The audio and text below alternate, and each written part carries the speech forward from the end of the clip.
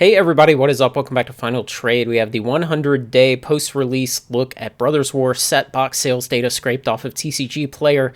And in these last 50 days from release plus 50 to release plus 100, is sold an additional $21,000 worth of boxes, 183 boxes on TCG Player for an average price of $113.66 each. And what we've really seen that I'm going to show you with some other data here is how much it flattened off and how quickly it flattened off. And so this last 50 days from plus 50 to plus 100 is only about 28% of the entire timeline that we have here of release minus, about 70 or 75 or so, all the way to release plus 100. It's only 28% of that time period, but it only ended up being about 5% of the total sales dollars. And first off, I just want to compare it to the very limited data we have so far on Phyrexia. Of course, Phyrexia only came out about 2.5 weeks ago, and so we have set box sales data for that. But look how high it was on the cumulative spend on release day.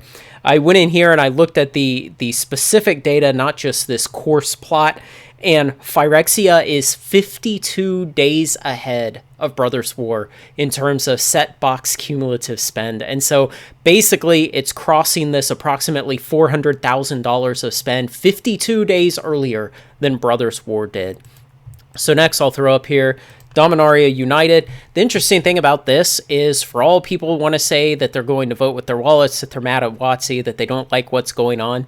If you take the gap here on release day between Dominaria United and Brothers War and how much money had been spent, Dominaria United was ahead by $163,000. And if you come all the way down here to release plus 100 for each of these products in their own respective life cycles, the difference in sales was still $163,000. And so, it vacillated a little bit over that 100-day post-release period. But at the beginning and at the end, Dominaria United was ahead by $163,000. So we didn't see any type of tailing off, any type of, people voting with their wallets, buying less. We saw them essentially over the 100 days maintain that same kind of gap between there. Yes, the line was slightly lower, but there was no deceleration relative to Dominaria United. And of course, last, what will we compare against? The gold standard Kamigawa Neon Dynasty. And you can see very predictably, it just doesn't keep up. But the more interesting thing, besides the fact that Kamigawa sold an accelerating number of boxes at an increasing price difference over these 100 days post-release, and thus increase the lead in cumulative spend by an even greater amount. The interesting thing to think about here is when Kamigawa came out, how long do you remember it having before Streets of New Capenna was released? How many days? Just in your mind, just think about that. It was 77 days. Can you imagine that kind of gap between major releases now? We've basically been on one major release a month since September at this point. So 7 months or so, a major release every month we've been on. But back then when Kamigawa came out in early 2022, it got 77 days to breathe. It essentially got somewhere out to around here before it had competition in the market from a fully released set. Now, of course, they were seeing the previews for Streets and they were pre-ordering and those things. But if we just want to compare release to release, it had 77 days. And then from Streets to Baldur's Gate, do you recall what that gap was? It was 42 days. And so the release of Baldur's Gate does not even appear on this axis that right now we have set to only go out to release plus 100 days. And so my point with this is that sets had a lot more time to breathe. They had time for people to spend money on them, explore the meta, draft them a number of times and really enjoy that. They had time for people to create a connection with the set before it was immediately spoiler season for the next set. And ultimately, more of the products sold. But we see this blue line here for Brothers War released a mere, 8-9 months later after Kamigawa and the red line was released.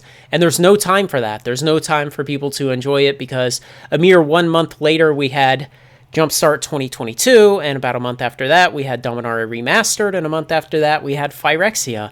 And so there's not time for people to pour money into the set to as great of a degree. And of course, that means something that we all kind of intuitively understand, but maybe we don't articulate, which is WotC cannot just produce 100 times as many major expansions every year and grow revenues by 100 times. It doesn't work like that. There's diminishing returns in terms of added revenue every time they release another major set in a year. And so it's not just release, grow, print, and make more money. There's diminishing returns on all those things.